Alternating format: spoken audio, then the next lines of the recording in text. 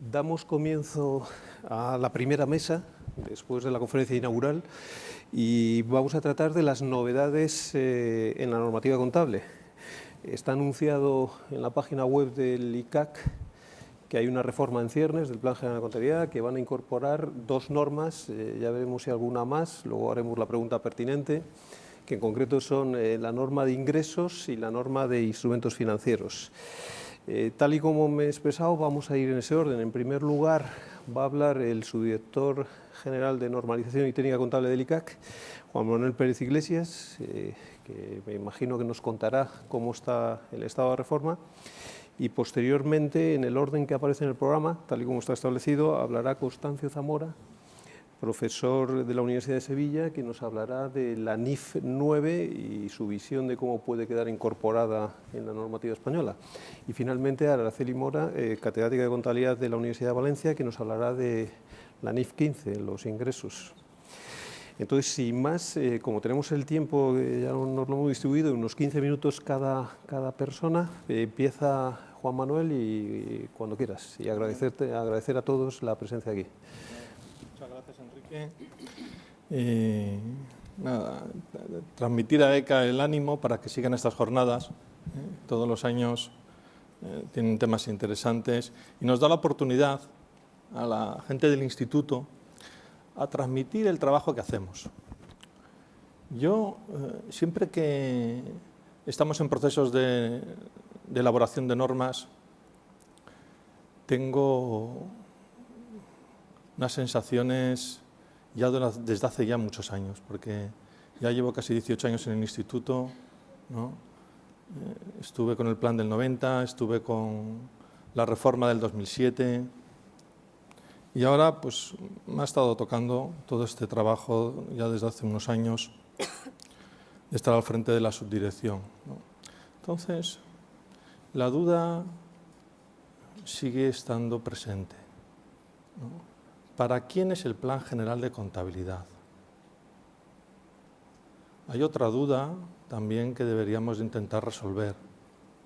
¿Estamos en un proceso de mejora continua? Y ya la tercera, se me ocurren muchas, ¿no? ¿Queda margen para la mejora? Son una serie de elementos.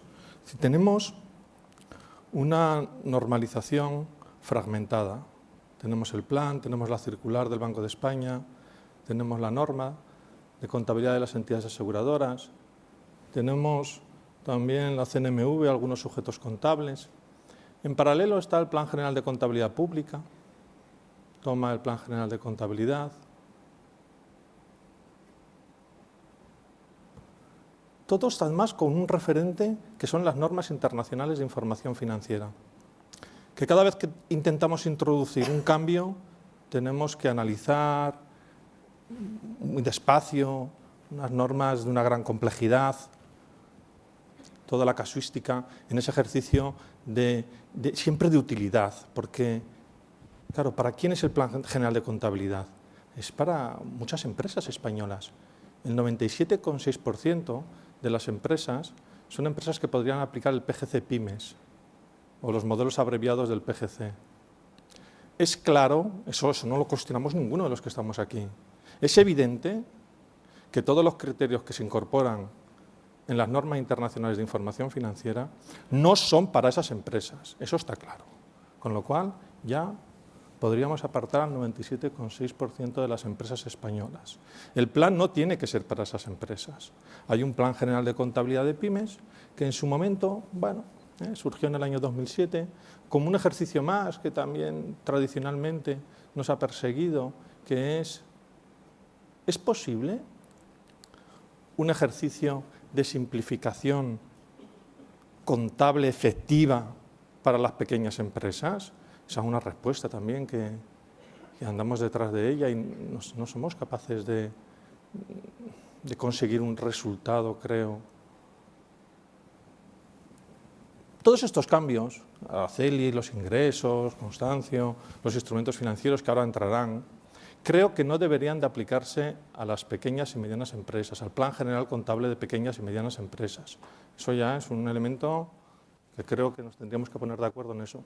De hecho, la consulta pública previa no cita al PGC de pymes, y lo que sí que dice es que es necesario racionalizar las obligaciones contables aplicables a las empresas en función de su tamaño, que habrá comentado también Enrique este aspecto.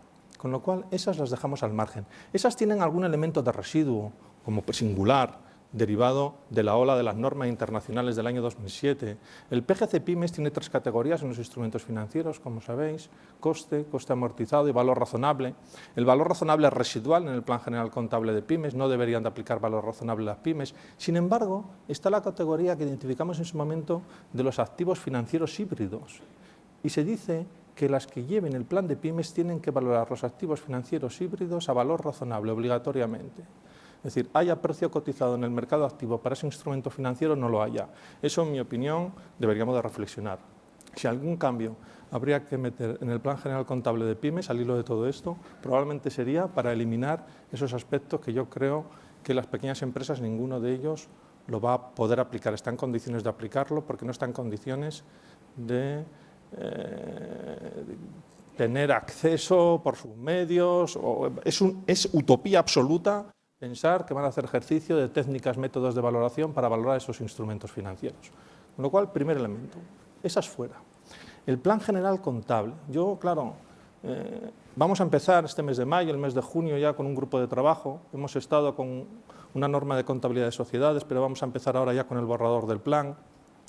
Hemos recibido comentarios de algunas empresas grandes. Los comentarios, claro, no entran al fondo porque, lógicamente, no sé, es un elemento novedoso esto de la consulta pública previa.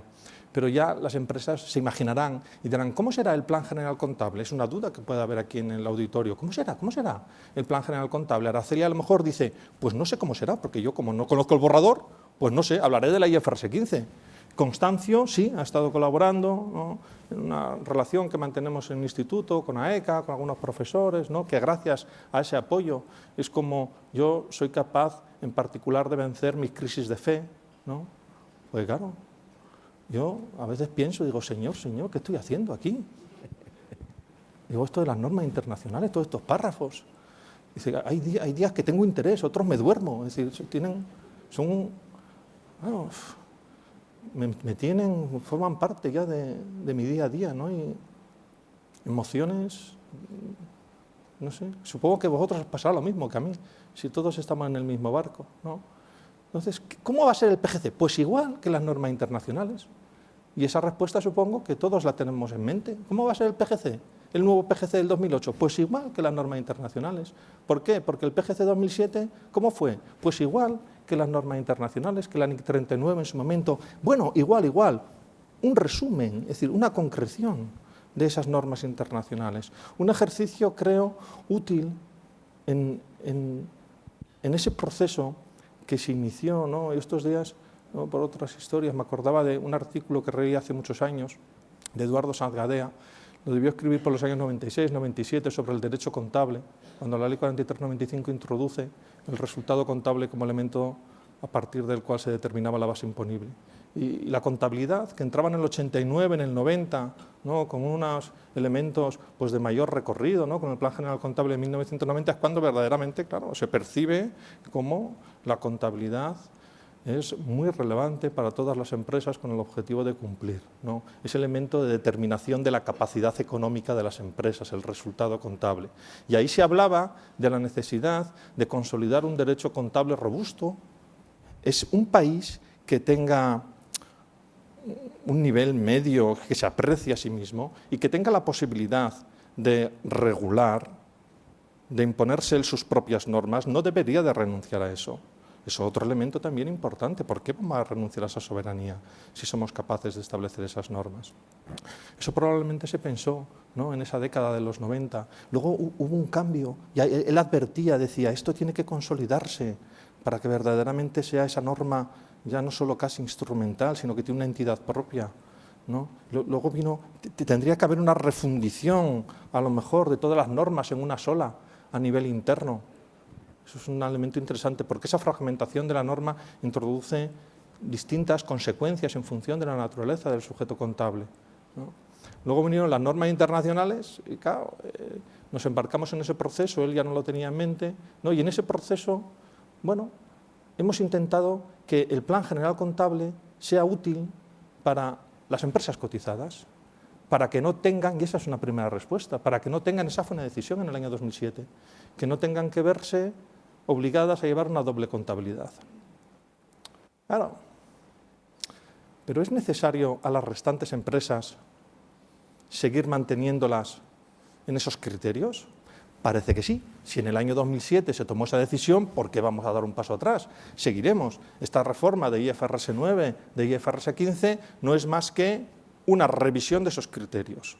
Con lo cual, bueno, pero yo tengo dudas y ya esbozo 4 ideas del contenido del borrador, ¿no? En el que cristaliza un poco, se percibe una toma de decisiones, al margen de que no aplicará a las pequeñas y medianas empresas.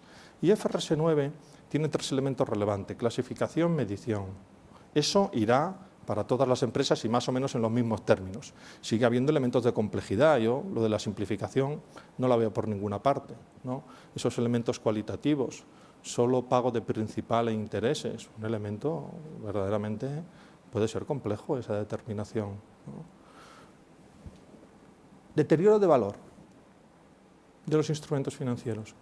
Para el deterioro de valor, el plan tiene que asumir probablemente esos criterios generales de la norma internacional, también las soluciones que plantea de simplificación. Pero creo que al mismo tiempo tiene que dar la opción a las empresas que no estén integradas en un grupo cotizado de seguir aplicando los criterios de deterioro de valor anteriores, de lo que se ha denominado la pérdida incurrida. En el año 2013, cuando el Instituto saca una resolución sobre deterioro de valor, no ha habido nada igual. Es decir, un desarrollo, Constancia participó en esa resolución hace 4 años. ¿Cuánto nos llevó eso? Es decir, aquí uno lo lee y dice, madre mía, es un salto cualitativo muy relevante desde el punto de vista de la normalización contable española. Y ahí se desarrollaron los criterios sobre deterioro de valor. Hablábamos que la pérdida es inherente a una cartera crediticia. Hablábamos que está muy correlacionada con el ciclo económico. Hablábamos, por lo tanto, que los eventos de incumplimiento pueden ser eventos no conocidos, es decir, no pueden estar relacionados con la mora, pueden ser previos. Y se nos dijo que tal vez ese modelo era un modelo de pérdida esperada en un contexto internacional de pérdida incurrida. Creo que hablamos de la pérdida de los 12 meses, de la pérdida a lo largo de toda la vida del activo y no nos paramos a pensar de lo que estamos hablando. Es decir, hoy vamos a contabilizar la pérdida, las insuficiencias de flujos de caja relacionados con toda la vida del instrumento financiero por eventos de incumplimiento que se puedan producir a lo largo de... ¿Pero eso qué es? Es decir, son elementos que probablemente respondan a la lógica de las entidades financieras con unas carteras crediticias tremendas de 200.000, 300.000, 400.000 millones de euros, con un 30 o un 40% del balance, y que probablemente esa gestión del riesgo de crédito, pues que sí que requiera determinados elementos de ese tipo, pero vamos, para las empresas, para el resto de las empresas, absolutamente no, eso es evidente. Creo que es evidente. Vamos, lo hablaremos en el grupo de trabajo y reflexionaremos sobre estos temas. Respecto a la contabilidad de coberturas, bueno, pues lo mismo.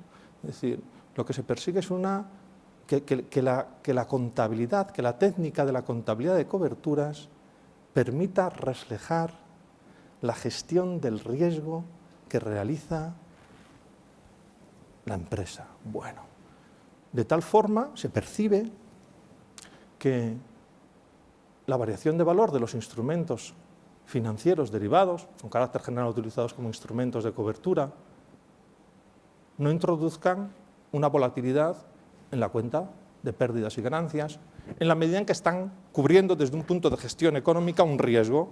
La rigidez, parece ser, de las reglas establecidas en la NIC 39 impedía que se calificase determinadas partidas como partidas cubiertas, determinados instrumentos de cobertura como instrumentos de cobertura o potenciales instrumentos de cobertura como tales.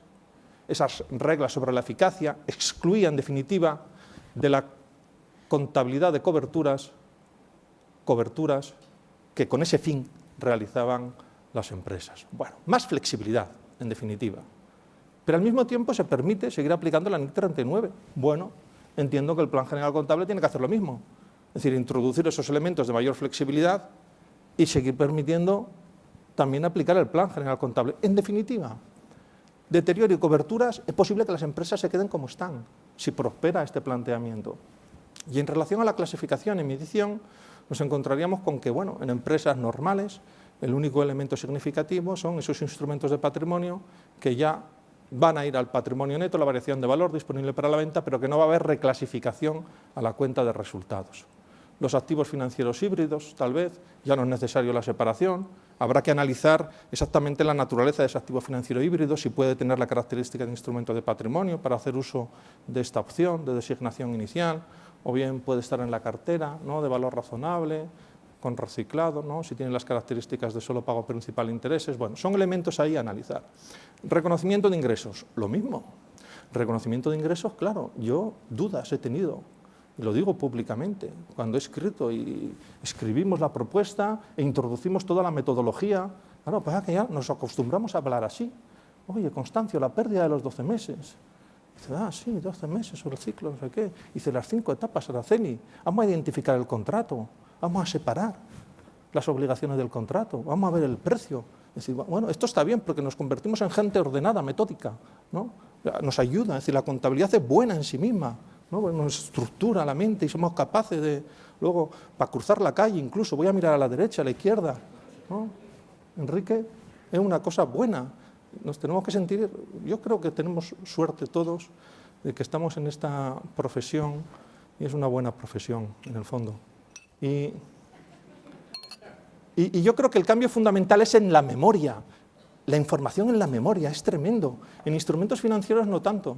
En instrumentos financieros algunos elementos adicionales, pero en la memoria, los reconocimientos de ingresos, eso lo hemos puesto todo ahí en principio, ya lo veremos, pero yo con la intención, y lo he advertido ya a los lectores del documento, que nuestra actitud tiene que ser quitar cosas, es decir, intentar reducir, estamos en cuenta, a pesar de que sean sociedades cotizadas incluso, estamos en las cuentas individuales, es decir, el ejercicio de graduación es muy difícil, es decir, la posibilidad de pasarse en los requerimientos está muy presente y es un ejercicio de responsabilidad muy difícil el que tenemos que hacer, y yo, todos los que vamos a participar en ese ejercicio, me gustaría que tuviéramos este planteamiento, ¿no?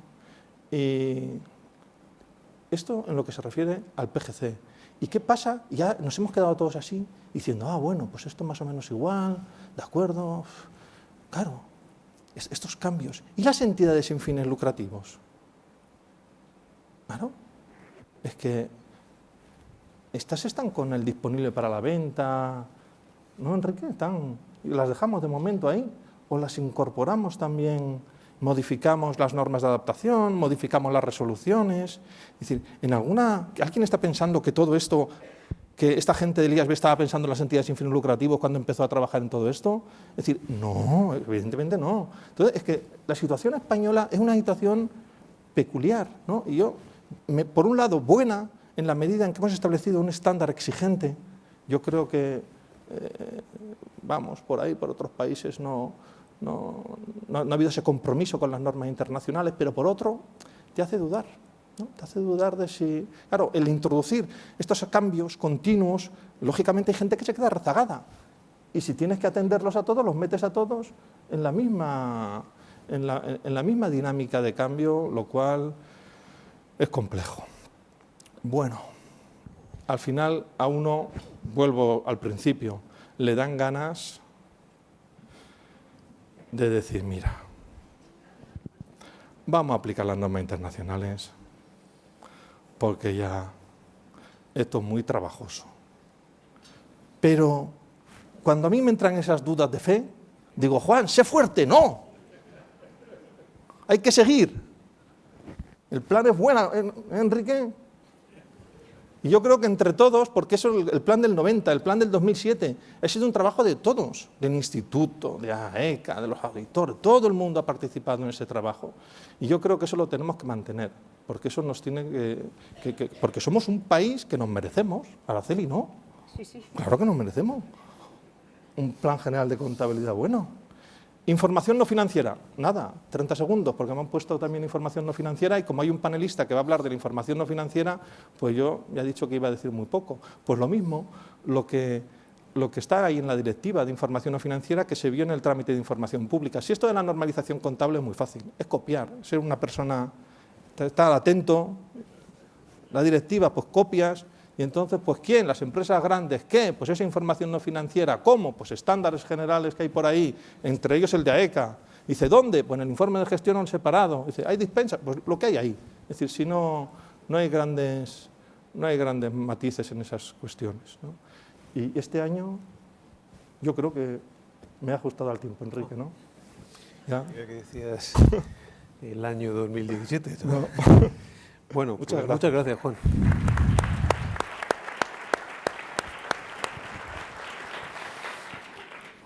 Bueno, mucho ánimo, Juan. Que te veo Vamos a ver.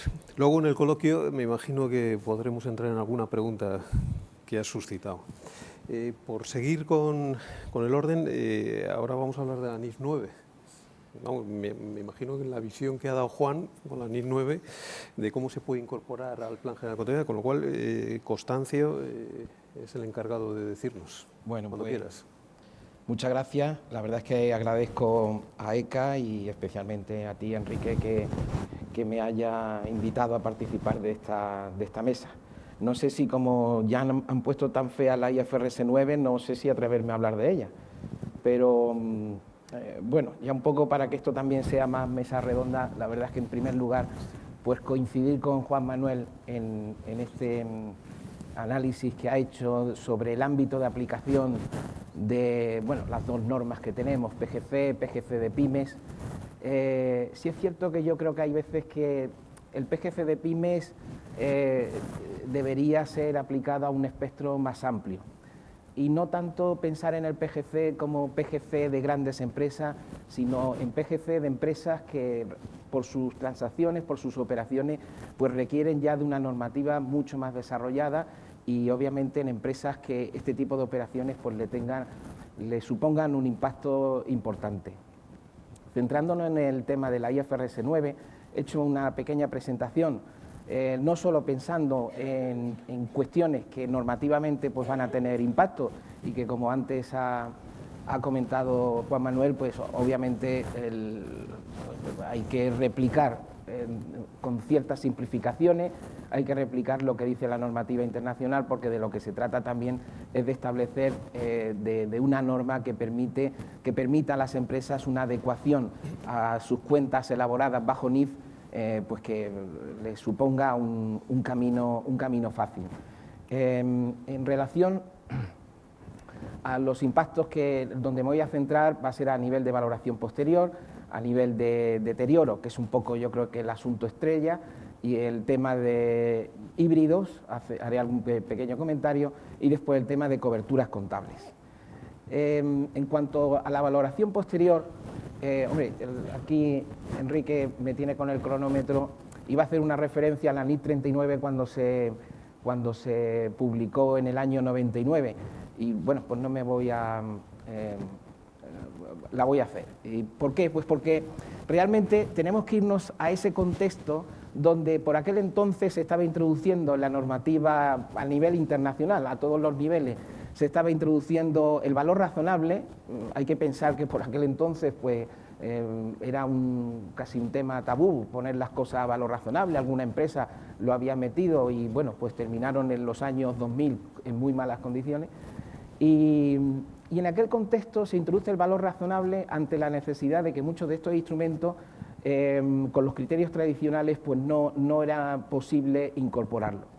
Y la NIF 39, la verdad es que en un esfuerzo, estamos hablando de que es una norma ya con una reforma que se hizo en el año 2003, quiero recordar, pero estamos hablando de una norma que hizo un esfuerzo para dar un camino, una incorporación del valor razonable,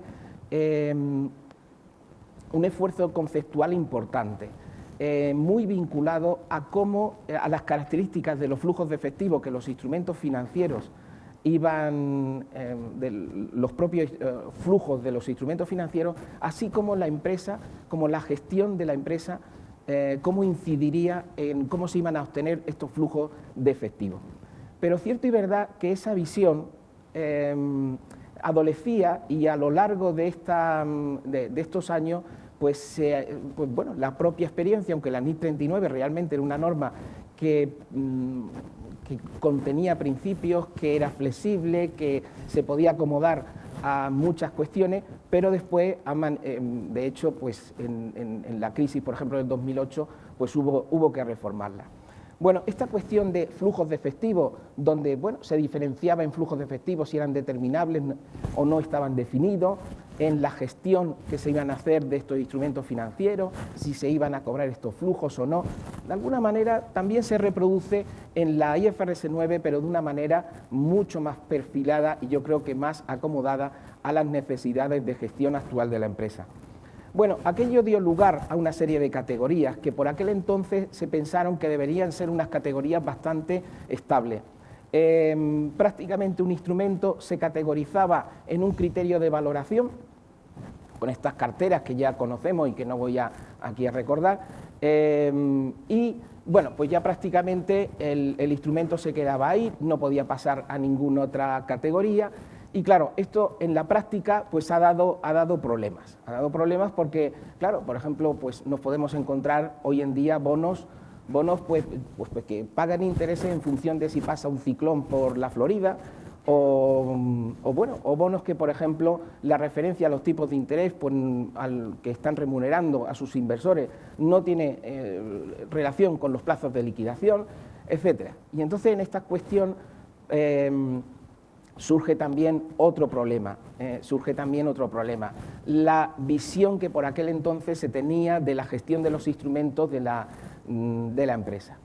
Entonces, claro, era una visión muy estática, la empresa se le suponía que el instrumento, si lo destinaba a flujos, después no lo iba a destinar a la venta, y claro, era una norma en ese aspecto bastante rígida. Entonces, la NIS 9, ante estas deficiencias que he comentado de la NIS 39, por un lado aflora el concepto de instrumento de solo pago de principal y de intereses, el SPPI, es un concepto mucho más definido y después, por otro lado, tiene una visión más amplia y, sobre todo, permite acomodar posteriormente al reconocimiento criterios de valoración en función de si la empresa puede cambiar esa gestión que va a hacer del instrumento. En cuanto a la definición del solo pago de principal e intereses, bueno, fundamentalmente, obviamente la NIS 9 hace un desarrollo bastante comprensivo de este término, pero bueno, cierto y verdad que bueno, pues es definir un instrumento de deuda de toda la vida y aislar este concepto de evoluciones de instrumentos financieros que ya están incorporando cuestiones adicionales a lo que es la remuneración de un instrumento de deuda. Bueno, entonces fundamentalmente el SPPI es el que permite al inversor recuperar su inversión, el que le remunera el paso del tiempo y finalmente el que establece complementos de remuneración, de liquidez, de crédito, márgenes, etc. Bien, yo en esta primera transparencia lo que pretendo es ver que se queda un esquema relativamente sencillo de si es verdad que aplicar el modelo puede ser en determinadas circunstancias complejo, pero se queda un esquema relativamente sencillo de los criterios de valoración posterior a aplicar a los instrumentos financieros. Obviamente, por el color así rosita, que ocupa, pues prácticamente el valor razonable con cambio en resultado es un criterio que se aplica casi por defecto y a una generalidad importante de instrumentos. Claro, sin embargo, aunque parece que el cuadro es muy grande, pero sin embargo, pues los instrumentos tradicionales de deuda que la empresa, pues obviamente lo que va a hacer va a ser captar su flujo, al esperar a sus vencimientos, etcétera, pues van a seguir a coste amortizado. En este sentido, realmente, pues no tendríamos por qué esperar que las empresas tengan que sufrir un impacto importante. Sin embargo, también se considera un modelo de gestión del instrumento mixto, es decir, pensando que la empresa tanto puede estar perfectamente esperando esos flujos de efectivo propios del instrumento, el cobro de cupones, el cobro de intereses, etcétera, pero que después también ante necesidades de tesorería, ante, por ejemplo, planes de inversión que tiene que afrontar, pues obviamente estas inversiones pues también puede requerir venderlas. Entonces, claro, vamos a abocar a la empresa a meter volatilidad en la cuenta de resultados por esta gestión. Pues en los instrumentos SPPI que tengan esta vocación de posibles ventas futuras, pues se les reserva una categoría de valor razonable cuyos cambios van al, bueno, pues ya dependiendo de si estamos en plano NIF o en plano PGC, pues estaríamos lo imputaríamos en ORI o en el ajuste de cambio de valor si estuviésemos en PGC. En esta diapositiva, bueno, pues ya desarrollo un poco más todo lo que es este modelo que plantea la NIF 9. Bueno, básicamente centro en la transparencia el valor razonable con cambio en resultados a las que por defecto se abocaría cualquier instrumento financiero que estuviese en la empresa, pero que sin embargo todos aquellos SPPI que están con la vocación de gestión de cobro de flujos, pues se imputarían a coste amortizado, recogiendo la cuenta de resultados, intereses, deterioro, diferencias de cambio, etcétera. Esto también en los intereses, deterioro y diferencias de cambio para los SPPI cuyo modelo de negocio sea mixto, pues también seguirían, igual que ahora, seguirían imputándose a la cuenta de resultados estos flujos y el deterioro, etcétera. Sin embargo, sus cambios de valor razonable se imputaría a ORI.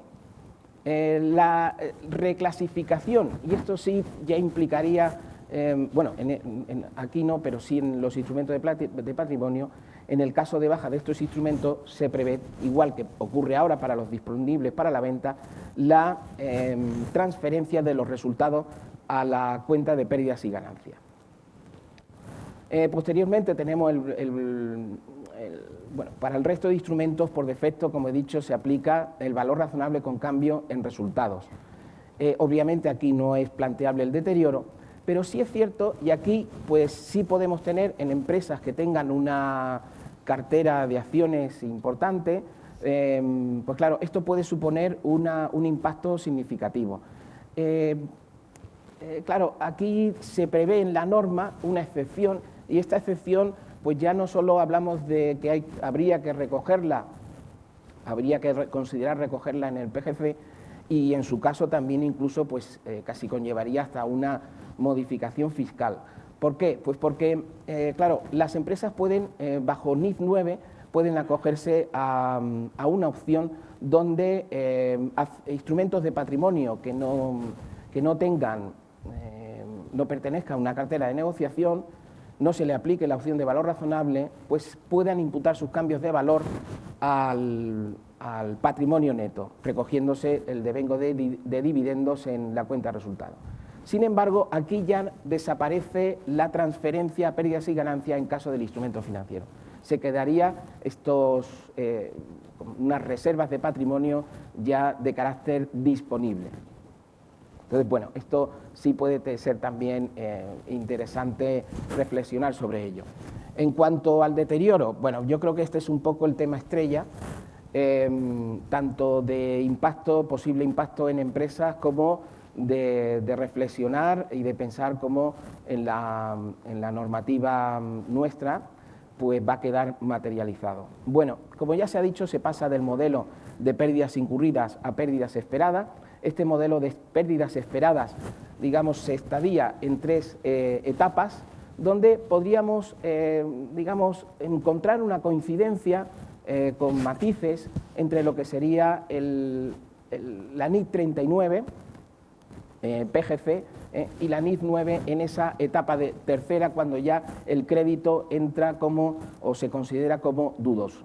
Sin embargo, previamente deben recogerse pérdidas esperadas bajo el modelo NIF 9 en 2 etapas previas. Desde el primer reconocimiento del instrumento, el instrumento entraría en la etapa 1, donde aquí estarían todos los créditos, y aquí tendrían que recogerse las pérdidas como consecuencia de posibles eventos de default en los 12 primeros meses de vida de ese instrumento financiero. Sin embargo, ante incrementos significativos del riesgo de crédito, pasaríamos ya a la etapa 2, donde las pérdidas que habría que recoger ya serían para toda la vida del instrumento. Sí es cierto que, hombre, afortunadamente la NIF 9 no se le ha ocurrido incorporar estas pérdidas a la TIE, porque entonces ya sí es verdad que apaga y vámonos. Entonces, ya la TIE se vería modificada si el instrumento entra en default en la etapa 3. Bueno, ¿cómo veo que esto puede realmente pensar aquí en mecanismos de simplificación? Es complicado. Aquí las empresas, pues nos podemos encontrar un elenco amplio, ¿no? Desde empresas, por ejemplo, que pueden, en base a históricos, establecer deterioros de cartera, de instrumentos, cuando estamos hablando de cartera de instrumentos, pues puede ser créditos a empresa, bonos o sobre todo la macrocartera de su clientela, ¿no? Entonces puede haber empresas que tengan ya estudios previos en base a los cuales estén dotando pérdidas de carácter genérico. Obviamente no es un modelo muy acomodado a este modelo de 3 etapas. Sin embargo, yo considero que empresas ya de un cierto tamaño ya estén manejando a efectos de scoring de sus clientes, tengan históricos pues para categorizar, para segmentar su clientela de cara a la concesión de sus créditos, y en este tipo de empresas yo creo que ya el trabajo está hecho en un casi 60%. Obviamente esto tendrá impacto en su cuenta de resultados, tendrá impacto en la información que tienen que suministrar, en sus sistemas, etcétera, pero bueno, tienen ya gran parte del camino recorrido. ¿Cómo vamos? Regular, ¿no? Bueno, pues voy a irme. El cálculo de la pérdida esperada es relativamente sencillo, salvo si tenemos un dato que hace falta aquí, ¿no? La pérdida esperada es la exposición a riesgo que tiene en un instrumento o en una cartera de clientes una empresa, multiplicada por la pérdida que se espere de esa exposición. Estamos hablando de en torno a la práctica, suele estar en el torno al 60%, y el tercer factor es la probabilidad de quiebra. Entonces, este es el kit. Si nosotros ya contamos con scoring, podremos fácilmente llegar a establecer curvas de probabilidad. Y si no, pues bueno, pues este es el problema. Y finalmente, multiplicarlo por un factor de descuento. Bueno, aquí tienen ustedes un ejemplo, como las transparencias, pues se las dejo a ECA y demás, pues bueno, tienen los cálculos hechos aquí. Bien, y yo sí, ya que me está comentando Enrique que me estoy pasando de tiempo, en cuanto a híbridos, bueno, híbridos, hay aquí una modificación importante en cuanto a la no separación ya del derivado, no se permite que se separe el derivado desde el punto de vista de los activos financieros. Aquí, en cuanto también conectando con el concepto de SPPI, habría que replantearse el tema de los créditos, de los préstamos participativos. En principio habría que llevarlos a valor razonable. Y después, bueno, algunas cuestiones, algún comentario respecto a las coberturas contables. Bueno, se establecen unos requisitos de efectividad que así a primera vista parece que son que nos facilitan la vida, ¿no? Dice que debe haber una relación económica entre el elemento cubierto y el instrumento. Nos exige también que los efectos del riesgo de crédito no predominen en los cambios de valor del instrumento. Esto tiene sentido porque en los derivados hay que considerar el riesgo de crédito. y si no, obviamente, pues la efectividad no nos va a salir. Y bueno, esto que se ha comentado anteriormente, que la relación de cobertura tiene que ser la misma que utilizada en la gestión. Bueno, ¿qué implicaciones, sobre todo del primer aspecto, qué implicaciones podemos tener? En primer lugar, desaparece ese requisito del 80-125%, parece que se nos exige para la efectividad un análisis más cualitativo, pero aquí no nos llevemos a error. Yo le llamo esto que tengo ahí en cursiva, Critical Term Match Light. Es decir, ya no tiene que ser esa coincidencia exacta. Yo entiendo entre todos los elementos críticos de la partida cubierta y del elemento cubierto para no tenerme que montar escenarios, etcétera.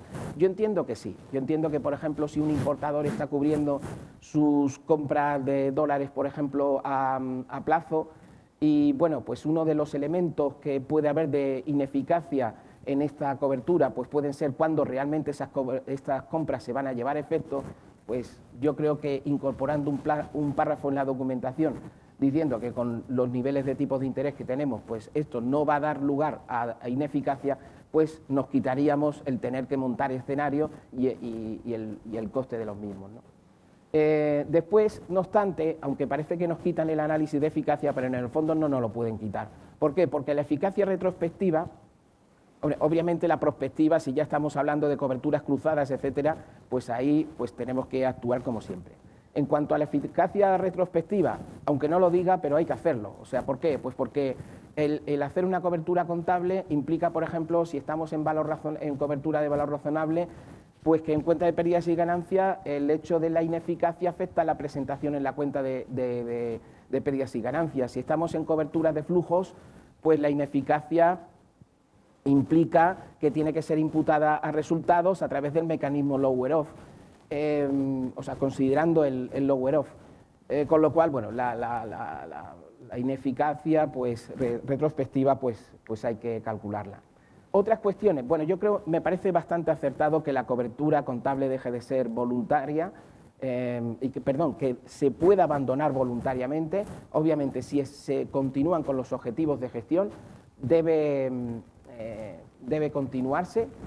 En cuanto a los instrumentos, se amplía la designación a instrumentos con cambios en pérdidas y ganancias. Las partidas cubiertas, una cuestión importante, sobre todo para contratos de commodities, sobre todo esto el impacto en empresas de utilities, que indexan sus adquisiciones de commodities a otras commodities, etcétera. Bueno, pues existe una limitación a hacer coberturas por componentes que desaparece con la NIF 9. En cuanto a las coberturas de valor razonable, aparece un nuevo estilo de imputación del derivado del valor razonable al patrimonio neto para que acompañe a carteras de instrumentos de patrimonio que se haya optado por imputarlas a patrimonio neto. Y en cuanto a flujos de efectivo, aquí realmente España tiene ya tomada el ajuste base, con lo cual aquí no tenemos ninguna diferencia. Y sí es cierto que aquí vamos a tener una diferencia importante en cuanto al tratamiento del valor temporal que se va a poder imputar a patrimonio neto, va incluso a poder imputarse al ajuste base o diferirse en la cuenta de pérdidas y ganancias. Y bueno, siento si algún minuto, me he pasado mucho. Yo. Pues muchas gracias.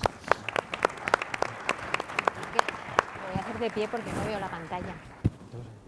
Bueno, pues muchas gracias, Constanza. Necesito el...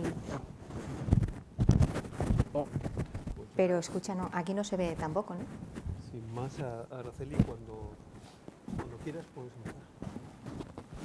¿Se oye así? Vale. ¿Y la transparencia, Juan, está?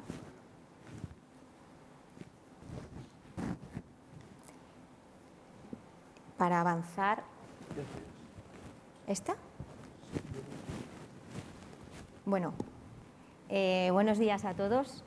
Realmente, efectivamente, voy a hablar de la NIF 15 y tengo que decir, bueno, en principio, se decía antes, yo estuve en la gestación de la NIF 15 como miembro del EFRAC, como sabéis mucho, entre 2009 y 2015, y la verdad es que desde hace poco, desde hace un mes, el EFRAC decidió constituir un panel de académicos en Europa, seleccionó a 15 académicos europeos para asesorar al EFRAC, en el mismo sentido que AECA, a través de AECA España tiene una influencia importante de los académicos, pues esto es una novedad en el EFRAC y parece que quieren escuchar lo que dicen los académicos en el trabajo que está haciendo el EFRAC.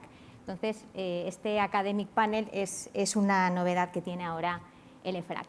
Efectivamente, esta norma, la norma de reconocimiento de ingresos, es un proyecto conjunto que empezó con los americanos y con el IAS. En 2009 hubo 2 borradores y finalmente el EFRAC recomendó positivamente su adopción en Europa en marzo del 2015 para que sea de aplicación en enero del 2018. Y esta norma sustituye a las actuales NIC 11 de contratos de construcción, NIC 18 de ingresos y a las interpretaciones 13, 14, 18 y a la SIC 31. Todo eso desaparece y en su lugar hay una sola norma, que es la IFSR 15. El motivo fue tener una sola norma y evitar inconsistencias que había entre ellas. Y como ha dicho Juan Manuel, la base de esta norma es que todo se realiza en 5 pasos, para cualquier sector, para cualquier contrato con clientes. Se identifica un contrato, se identifican obligaciones de desempeño, se determina el precio de transacción, se asigna un precio a cada obligación de desempeño y, lo más importante, se reconoce el ingreso cuando o a medida que se satisface la obligación de desempeño. Eso es lo que dice la norma, que será el cuerpo de la norma lo único que se va a adoptar en la Unión Europea, ni las bases para las conclusiones, ni la guía de aplicación, ni los ejemplos ilustrativos. Obviamente, leer esto sin todo lo demás, el que lo lee dice, ¿qué? Pues ahora vamos a explicar en qué consiste exactamente, solamente hay 10 transparencias, ahora vamos a explicar en muy pocos minutos. ¿Qué va a cambiar? En resumen, van a cambiar los contratos con incentivos de venta, que afectan prácticamente a todos los sectores. Van a cambiar los contratos con un cap de ingresos contingentes, que va a afectar fundamentalmente al sector de telecomunicaciones, que fueron los que más se quejaron de esta norma. Va a afectar a contratos con elementos cuyos precios no son observables, que afecta fundamentalmente a las empresas de software y de informática. Va a afectar a los contratos de licencias y los más afectados, lógicamente, son las farmacéuticas, por ejemplo. Va a afectar a los contratos de largo plazo, concretamente al sector de construcción va a afectar mucho, fundamentalmente porque los indicadores de cuándo se transfiere el control y, por tanto, hay que reconocer el ingreso, si en un momento del tiempo puntual o a lo largo del tiempo, cambia significativamente, o sea, no va a ser como es ahora. Y cambian los contratos con ingresos variables que dependen de determinadas contingencias y asimismo los contratos con componente financiero significativo. Esos son los cambios más importantes que se van a producir. Vamos a ver solamente 2 ejemplos para que veáis cómo se aplican estos 5 pasos que dice la norma. Y uno de esos ejemplos es los que más han protestado. De hecho, parece mentira, pero hubo más de 1000 cartas comentarios a la propuesta de norma de ingresos desde el principio, más que a las del leasing. Lo que pasa es que el leasing ha tenido un mayor efecto mediático, pero realmente la norma de ingresos, muchos sectores no se han dado cuenta todavía del impacto que supone el cambio conceptual de la norma de ingresos, que por cierto es muy bonita. La del leasing es fea, pero la de ingresos es realmente muy bonita. Yo no me aburro, Juan Manuel, leyendo la norma, porque es muy bonita, de verdad. Lo que pasa es que es verdad que es de muy difícil aplicación práctica. Entonces, claro, las empresas han protestado por las 2 razones. Una, porque algunas se ven profundamente afectadas por el reconocimiento, el momento temporal, y otras porque realmente a la hora de aplicarlo es muy compleja. De hecho, los americanos, que sí que hacen reglas, han hecho unas normas, unas reglas de aplicación, pero el IAS no puede hacer reglas, son normas basadas en principios. Y todo el mundo se teme que las empresas acabarán usando las reglas americanas. Pero bueno. Vamos a ver este ejemplo, el del CAP de ingreso contingente. Una empresa de telecomunicaciones que en el año 1, al principio de año, tiene un contrato con un cliente y le dice: yo te doy este teléfono gratis. Ahora bien, dentro del contrato tienes un contrato de permanencia en el que tienes tarifa plana de llamadas de Internet durante 2 años por 40 euros al mes. ¿Qué hace la NIC 18? Pues 40 euros al mes, el teléfono se lo da gratis, por tanto los ingresos que reconoce son, en el primer año 40 por 12, 480, en el segundo año 480 de ingresos. Eso hacen las empresas con la NIC 18. ¿Qué hacen con la NIF 15? Bueno, identifican el contrato, que es un contrato único, paso 1. Paso 2, se identifican las obligaciones de desempeño, realmente hay 3. Servicio de llamada, servicio de Internet y servicio de darle un teléfono. Lo que pasa es que llamada e Internet son simultáneas, vamos a considerarlo que lo permite la norma una sola. 2 obligaciones de desempeño. Paso 3, ¿cuál es el precio del contrato? Pues si paga 40 euros al mes durante 24 meses, el precio del contrato es 960. Paso 4, asigno de ese precio del contrato a cada obligación de desempeño, que hemos quedado en que eran 2, su precio.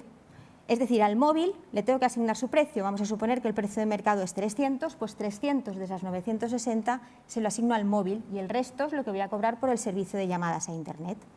Muy bien, paso 5, el más importante. ¿Cuándo reconozco el ingreso en la cuenta de resultados? Cuando satisfago mi obligación de desempeño.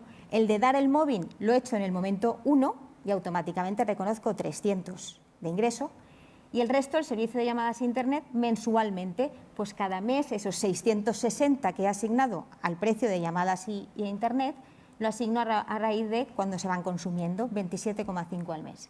En definitiva, la cuenta de pérdidas y ganancias del año 1 es 630, el teléfono más las llamadas de ese año, y la del año 2, 330.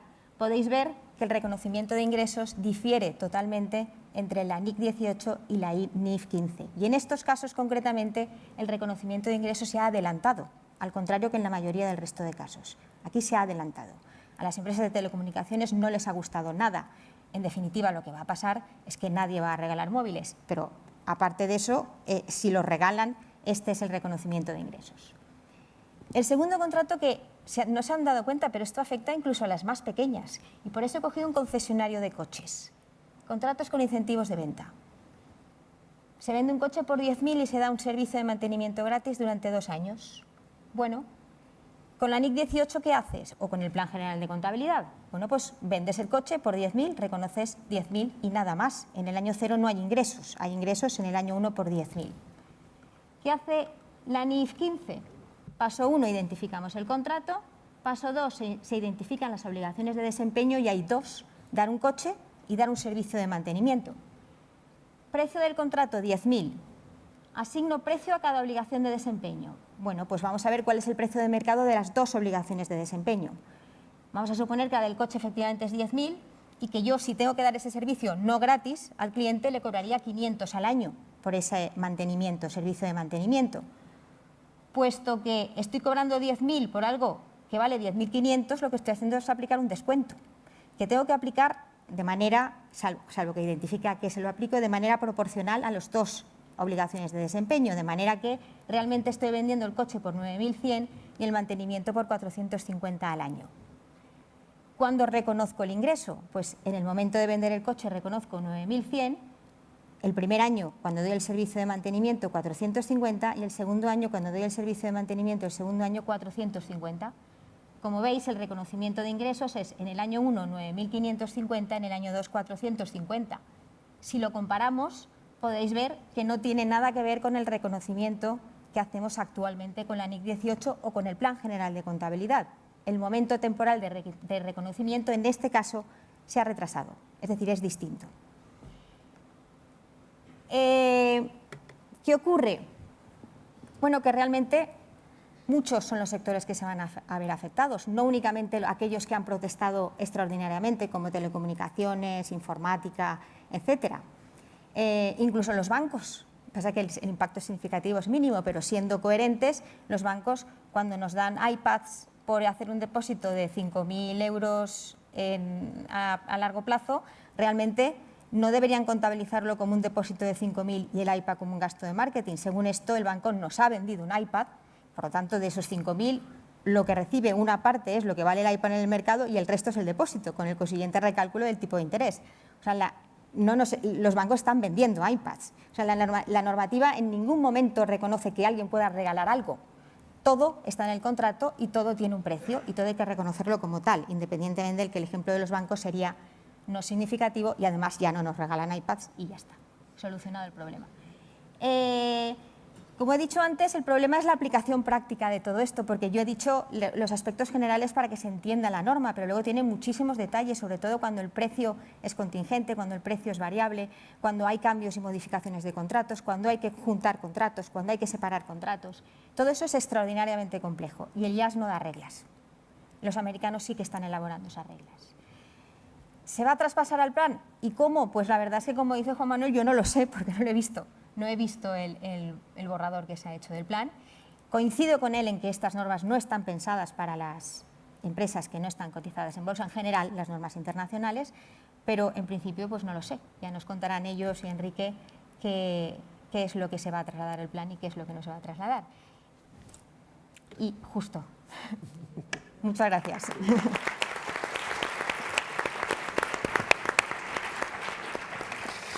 Bueno, aunque estamos un poquito fuera de hora, pero yo creo que si hay alguna pregunta sería el momento. No sé si hay posibilidad de...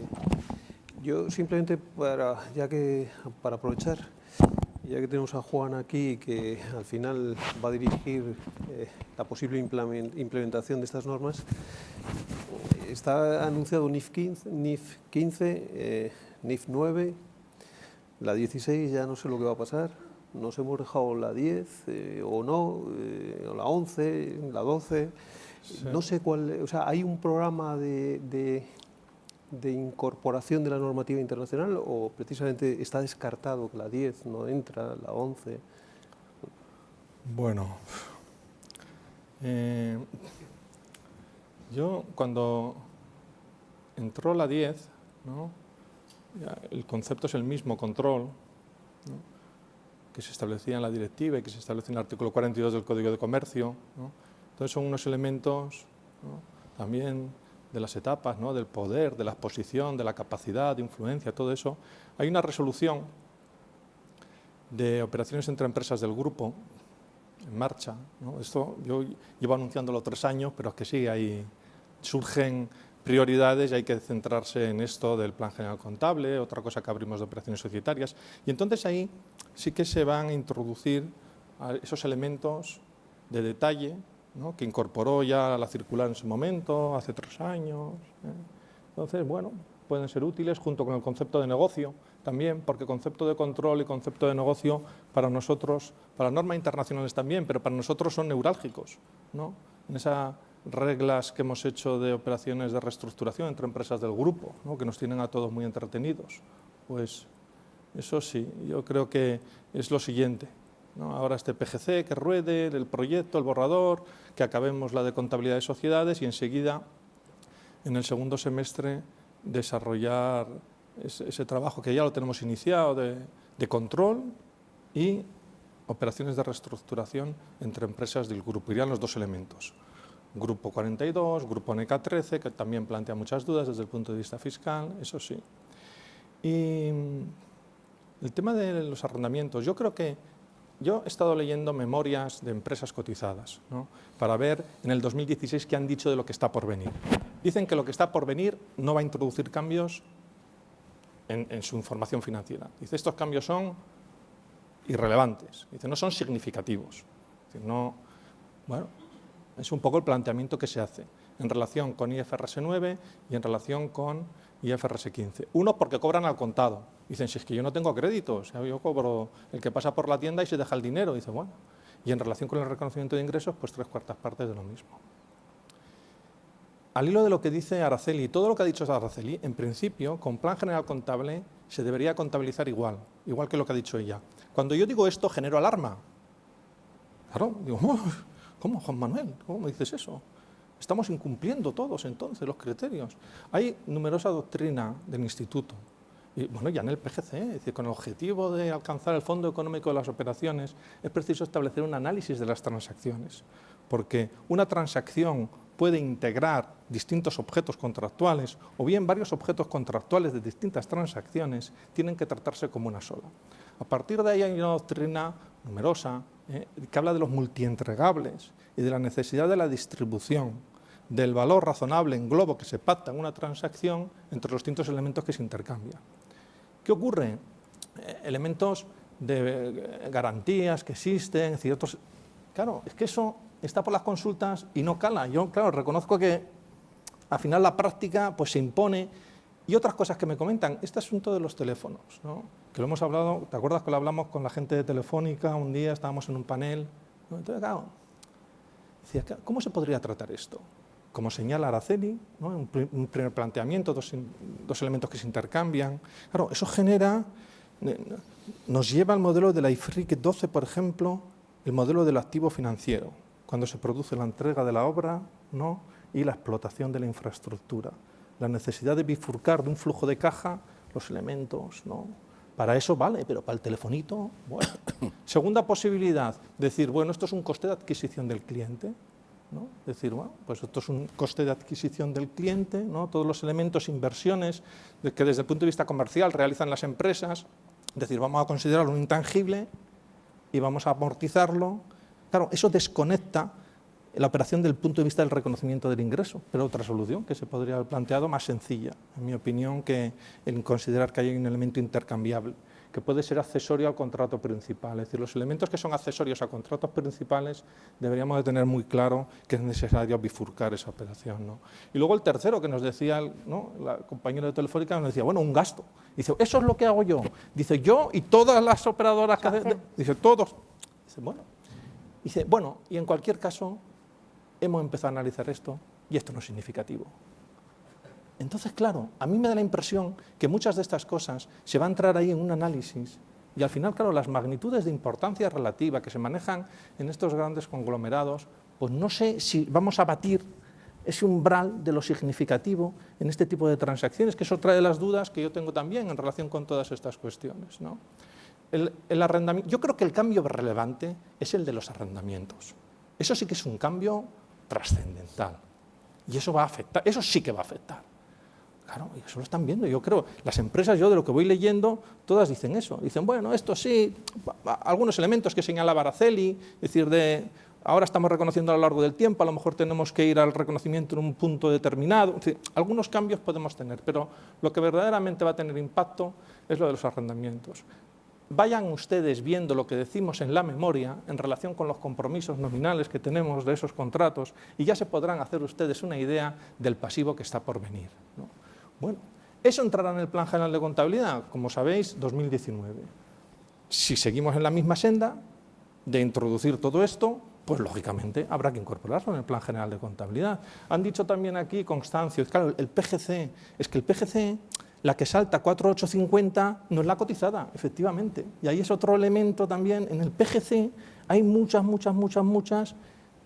que claro, todo esto, pero se tendrá que meter en el PGC. Y entonces los únicos elementos, el PGC PYME por supuesto no, los únicos elementos tal vez a valorar, que en el trabajo este del borrador se ha hecho, es que cuando la empresa no esté integrada en un grupo cotizado, introducir incluso en el PGC, lo he dicho para el deterioro, que sigan como están cuando no estén integradas en un grupo cotizado, introducir simplificaciones, que sean mantenimiento de criterios, es decir, que no se introduzcan estos elementos, ¿no? Esa es una línea novedosa desde el punto de vista de la normalización contable, que nunca habíamos utilizado, que la empresa esté integrada dentro de un grupo cotizado, es una línea. Claro, eso, bueno, lo tendremos que analizar, ¿no? Que introduce, sin embargo, problemas desde el punto de vista de la determinación de la base imponible, es evidente, ¿no? Del resultado y, por lo tanto, de la base imponible, porque, claro, hay empresas que no cotizan, pero que son empresas pues, más grandes a lo mejor que muchas de las que cotizan, evidentemente. Entonces, y el problema es el principio. ¿Para quién es el PGC? Esa es la cuestión. Muy bien. ¿Alguna cuestión más? Bueno, como andamos un poco pasados de hora, lo dejamos aquí. Agradeceros a Juan, a Araceli y Constancio vuestra intervención y ahora lo que toca es un descanso, que ya nos lo merecemos. Muchas gracias.